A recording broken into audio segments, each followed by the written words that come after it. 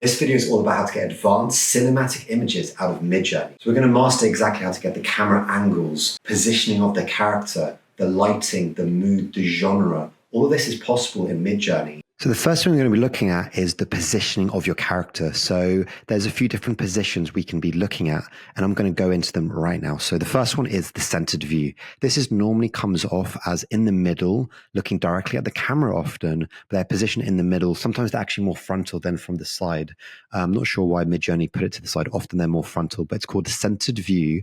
And this prompt is centered view of photo of a woman in the streets in Lisbon, shot on the Kodak Portra 800 film. The next one is the three-quarter view. This is basically often getting the angle a little bit to the left or right, and they're over the shoulder looking back at you. Kind of looks a bit like this, but it's a bit different. And this is three-quarter profile shot, and that's how you put it at the beginning of your prompt, and it'll give the positioning of your character. The next one is side profile. So this gets obviously a side profile. So this is a side profile shot, photo of an elderly man in rural Mexico wearing a wide brim hat, shot on Fujifilm Velvia 50 film. So this looks really nice. Side shots are really nice, and it's really nice to get more cinematic shots by kind of getting Midjourney not to give you the standard photo that it always gives you. So doing the telling it how you want your character to be is really important to get more cinematic kind of shots. So this is really nice. A back view of a young woman in Paris. So back view is from behind. So you can also, in a minute, we'll do over the shoulder, but back view is a great cinematic shot to have. And this is a shot of the Kodak Gold 200 film. I love this look. It's very like rainy and cold, but we'll be jumping into film stock a little bit later. So next one is back three-quarter view, and back three-quarter view is basically from behind at the back, but it's kind of, you can see a bit of the face. He should be looking, it's a bit more like, should be more like this one or this one, and this one's nearly doing it. This is kind of a little bit doing it. So you have to play around with it a little bit, but the back view three-quarters profile is a really good one to have. Looking over the shoulder is, as I said, looking over the shoulder. So this is a photo of a Middle Eastern woman looking over her shoulder, and that's exactly what she's doing.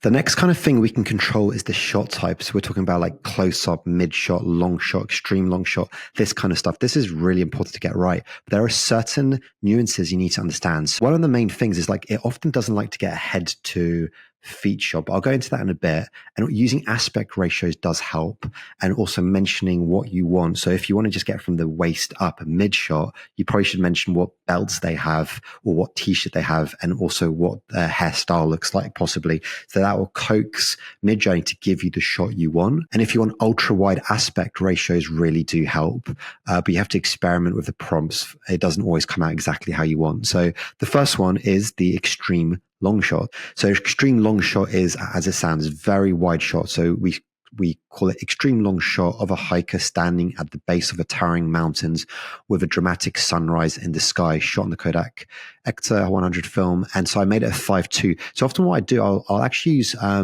aspect ratios to get the shot I want, and then I'll just reposition it. So if I want a close up, sometimes I'll actually just paint it in Midjourney to make it bigger. So next one we have long shot of a man walking along a winding forest path surrounded by tall trees and mist, shot on the Fujifilm Pro 400F film 16:9. So that looks really nice. Again, it's a bit closer compared to the extreme wide. This is a long shot. Next one is a medium shot. So medium shot of a woman wearing a red scarf and a leather belt sitting at a cafe table by the window, shot on the Kodak. So this is basically getting her medium shot. Next, we have a close-up shot. So close-up is obviously a close-up so this one's a close-up shot of a man's hands cupping a handful of fresh coffee beans with a blurred background shot on the CineStill 50D film. So next one is extreme close-up shot, which I don't have here for some reason. Okay, and here we have the extreme close-up I was talking about. I went into Midjourney and did it quickly. So that's an extreme close-up shot. So the full body shot is what I was talking about before. It is quite hard to get actually, although these prompts just got it straight away. But this is a full body shot of a young boy wearing rain boots and a yellow hat. So I'm talking about the boots and the hat just to get Midjourney to get the full body shot. Often if you don't talk about the boots, or you just talk about the boots but not the hat, it'll get like a mid shot of feet up to the waist, or you'll do something like head to the waist. It's really hard to get the full body shot. Also, I made it a 9:16, and that often makes it more likely to get the body shot. And then I'll just redo it in the editor in Midjourney, but I also did it here as a 16:9 and it worked perfectly well. So this one here was a full body shot of a man in a raincoat and hiking boots standing on the wet city. So I just talked about the raincoat and hiking boots and I said full body shot, but it only got one of the shots as a full body shot. The other one's actually just focused on the rain boots. You need to make sure you talk about both the head and the toes if you're looking for a full body shot. So next we have camera angles. As a director, if you're directing a film, camera angles are incredibly important. If you look at Stanley Kubrick and his camera angles, he's a master at framing and getting the right camera angles, going from low to show power, going from high-low to make someone look a bit smaller. Camera angles are really important. And this is one of the things we have as cinematographers or AI directors to play with. And it's a really important one. So let's jump into these. So a couple tips are, if you're trying to get a low angle shot, you kind of have to say low angle shot from below. You need to like double say it. Or if you're trying to say high angle shot, you should always say high angle shot from above. And it just works really well if you do that. And if you don't, it often just gets you eye level imagery. And it was kind of frustrating me for so long because I couldn't get it. And you have to like double tell it and it will get you that. So another thing I found is if you give it too much information about the facial details, but you're trying to get a wide angle shot, often it just won't get you the wide angle. It'll go mid shot or close up. So you kind of need to avoid talking about too much facial features when you're trying to get the wide shot. I find often outpainting works really well. If you're trying to get the like exact look in the character, then you just widen you outpaint it in the editor and you make it much wider. So that's a little tip there. So the first one we have is eye level view. And this is exactly how it sounds, eye level view. Next, we have the low angle view. So this is low angle shot from below of a woman in a trench coat. And this looks really cool. I really love playing with angles. It's, as a director, as a visual artist, angles are your friend. You need to really work with those angles. The next is the high angle view. So high angle shot from above of a young girl sitting cross-legged on a grassy field. So this is what you get. Next is bird's eye view. So this is overhead or top down. So bird's eye view from directly above. You got to again double say it. Bird's eye view from directly above. Remember, all of these prompts and this whole notion will be in the description below. You can just get this entire notion totally for free. Just check it out in the description below. So Dutch angle is like a tilted kind of shot a little bit to the side, and it's kind of creating this dynamic off balance effect that conveys tension and disorientation. So you see these sometimes in movies but actually I often see it like if you're in a mental institution or something and you make it a little bit off, so people or say it's like a horror scene or something's quite not right in the scene and you want to convey that through a camera angle, make the camera a little bit on the side and people won't know exactly why, but something will feel wrong. And that's a stylistic option and choice you have. Next, we have over the shoulder view. So this is used, all the time. It's a great shot. And you have to say over the shoulder shot from behind. Double say it again. So silhouette angle. So silhouette shot of a couple holding hands under a large tree. So this will create a silhouette shot. Looking up. So this is now, we're combining kind of, what the character is doing with also what the camera is doing. So this is combining looking up with the camera from below up. So this is really useful. So this is a low angle shot from below of a child looking up at the night sky. And now we have the opposite, looking down, high angle and with a downward gaze. So high angle shot from above of an elderly man looking down at a town square from a high balcony. So this just makes sense. And you can use ChatGPT to help you formulate these prompts. It's really useful to do. So this is a really cool one. Reflected view. So through a mirror or glass. Reflection of a young woman in a vintage mirror, adjusting her hat in a softly lit room, shot on the Kodak Portrait 160 film 4x3. So I love these images a lot. So next in our arsenal as a director or cinematographer is a camera lens. A camera lens can convey so many different things. It's not just about getting the right image. It's about trying to communicate what your story is trying to tell, right? So the first one we have is standard 50mm lens, and this mimics the natural human perspective. This is why it's such a common lens to use, especially in street photography, and it provides a balance and realistic shots with minimal distortion. Next, we have the wide angle lens. So this is like 24mm or 35mm. Just gets a bit of a wider perspective and gets a bit more of the surroundings. Next is the ultra wide lens. This one here is like an ultra wide here. This is getting wide-ish, but not that wide. So this is the ultra-wide shot of a young woman sitting in a cafe reading a book, shot on the 14mm lens. Next is a fisheye lens. So it creates a dramatic curved effect for a unique immersive perspective that exaggerates the scene. So this is a telephoto lens. This is like a really long lens zooming in, and often that will create like a really big blurry background, and if you have lights, the lights pop out quite a lot. So this is a really nice one. This is the Cine lens, designed for film production, providing smooth focus transitions, and it's like a cinematic sharpness. You can kind of see how nice that image looks. The next is the tilt shift lens. So the tilt shift lens basically gets this really interesting perspective of like a selective focus, often used to create like a miniature effect in an urban landscape, making cities look like small detailed models. So you can see it worked really well, actually. So trying to get your image with the look you want, there's a few different ways of doing it. One is color grading. So like saying the kind of color grade you want, but then there's also genre. Because if you say like genre of a Western, it'll look in a certain way.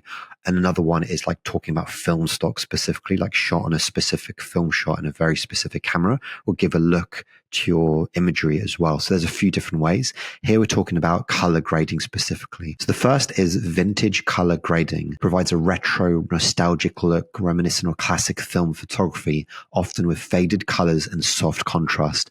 I love this. This is one of my favorites. So in the prompt, I just put vintage color grading photo of a couple walking down a rainy street. Next is muted colors. So this is a film I'm going to be making called Ocean Love at the moment, a short film. And I think I'm going to be using these muted color tones. So it reduces color saturation to create a subdued cinematic effect, perfect for serious or introspective scenes. There's cool tones. So use blue and gray hues, creating a calm, often sober atmosphere, ideal for moody and urban settings. So you can say that cool toned photo of a lone figure standing on a foggy pier. So here you go. Here you have it. So this one's warm tones. Adds warmth for yellow, orange, and brown hues, evoking a cozy or inviting vibe. Works well for autumn sun or sunset scenes. So just write warm toned photo of friends gathered around a campfire. Next one of my favorite. I cannot wait to make a movie with this, but it's pastel colors. So uses soft, desaturated colors like light pinks, greens, and blues, giving a whimsical, light-hearted feel. So pastel colored photo of a beach carnival at sunset with soft pink and blue sky shot on the Kodak Portrait 400 film. Just looks so nice. I really love this. Now, the next one is desaturated colors. Almost entirely removes color, saturation, creating a gritty, raw look, ideal for intense or harsh environments. So another way to evoke a kind of feel in an image and a look is through lighting. So talking about lighting is actually shadows are one of the most important parts in cinematography. So looking at lighting, it's a really important part as like getting the cinematography in your movie right. This is kind of just a basic one, but the golden hour. So just saying golden hour shot of a young couple walking on a beach. Next, we have natural lighting. So soft, realistic light enhances textures by providing a subtle ground feel. So if like light coming from a window, for example. And I think working with shadows is really important. Like often having shadows on one side and light on the other gets rid of that stock photo AI kind of look. It starts looking more real. So working with shadows is really, really important. Next, we have silhouette lighting. So this is, as it said, it creates a dark outline of the subject by placing a strong light source behind, adding a drama and mystery. Next, we have side lighting. So again, side lighting is great because it creates shadow on one side of the face. So light position at an angle, casting shadows on one side and highlights on the other, adding depth and texture. So this is side-lit photo of an elderly man with a beard sitting in a rustic cabin with soft shadows on the one side of his face. I love this. This is so nice with that shadow. So volumetric lighting, light that travels through particles in the air, creating a visible beams of rays, giving mystical atmospheric look. So often like in a church or like through the trees in the forest, it looks really nice. So you can play with the light here. So backlight and shadow on the face. So it creates a moody effect by placing light behind the subject, casting shadows on the face for a dramatic look. So this one I put backlit portrait of a woman with shadows on her face standing in front of a bright window. Definitely use lighting to convey the feeling of the movie you have, the feeling of the scene, and also just to make it look more cinematic with shadows. Shadows are your friend for sure. So next we have actually genres. We can play with genres to get the kind of look we're going for. And genres is a really good way. And in cinema, genres are a really awesome way of conveying the type of film you're telling. Tarantino loves genres. He's always going down the genre. He thinks about genre a lot. And I think it's a really good way if you're making a movie to think like, what genre is this movie in? So the first one I have is Western. I love a good Western. And here I got cinematic Western style, A Lone Cowboy. So it gives you like a more cinematic look, which is really cool. Next is cyberpunk. Cyberpunk is a really cool one. The next one is film noir. So if you're going for film noir genre, which I haven't seen quite for a long time, actually. I loved Roman Polanski's, what's the film called again? I need to remember the name. So this one just says classic film noir style. After that, we have horror. Horror is something that a lot of people like to make. And I just put cinematic horror style and abandoned Victorian house. So I put it right at the front of the prompt, and it creates this kind of more creepy kind of house horror kind of, you know, something's probably going to be up with the lighting and the mist and the kind of the trees, the sci-fi thriller. So this is like an interstellar kind of feel, futuristic sci-fi style, a spaceship landing on a barren alien planet, etc., etc. So sci-fi has a kind of style to it as well, but you can play with these styles, obviously. Next is Studio Ghibli. Like you don't need to do the exact Studio Ghibli, but this is an example. If you find a style you like, you can literally put it in and it'll work. So this is Studio Ghibli inspired, a young girl walking through a lush green forest. So a quick word of caution about prompt structure. A lot of people give prompt structures like first do this, then do that, then do that. I don't think that's really a wise way to go, because the prompt structure has to be dynamic and changing. And that's because the weight of the words at the beginning of the prompt are weighted more than the end. So you've got to make sure that you're using weight structure in your advantage. You're not just following a prompt structure. So next we have film stock. Film stock is a really, really good way of communicating to Midjourney the kind of cinematic feel you're going for. And film stock is great. I'm actually going to make a whole new video on mostly film stock and trying to get the right cinematic feel. So definitely check it out. First, we have like the Kodak Portra 160. So this is known for its smooth natural skin tones and soft color palette, ideal for portraits, outdoor scenes, and capturing subtle detail. So you can see this here looks really nice. We have the Kodak Portra 400. This is one of my favorite, actually, just really versatile film with vibrant yet natural colors, especially in low light, smooth skin tones, great for portraits, weddings, and street photography. We have the Kodak Ektar 100, known for its ultra vibrant colors, sharp and high contrast, particularly in outdoor landscape photography. Fujifilm Pro 400. We have so many. I'm not going to go into all of them now. This notion is in the description below. There's the Cine Still 800T. I'm going to tell you about this one. It's a tungsten balanced film with cool cinematic tones, great for night scenes and low light photography. The slightly blue hue that gives a unique mood. So you can see here, super, super cinematic. I put it during the day as well. Again, really cinematic. I love this one if you're going for like a proper cinematic movie like that. Another one you need to know about is Kodak Gold 200, known for its warm, vintage-inspired color palette and versatility in various lighting conditions.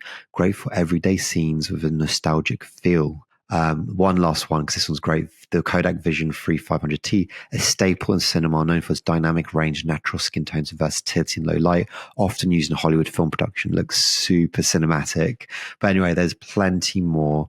And I'm going to make a whole new video just now, so definitely subscribe. So bringing all this together, you basically don't have a structure to follow. You should follow a general structure, but make sure you use structure in the prompt to your advantage. Don't just use a structure which is the same every time. Use it to your advantage. Make sure you're playing with the structure. So maybe put certain things at the front, because the weight does matter.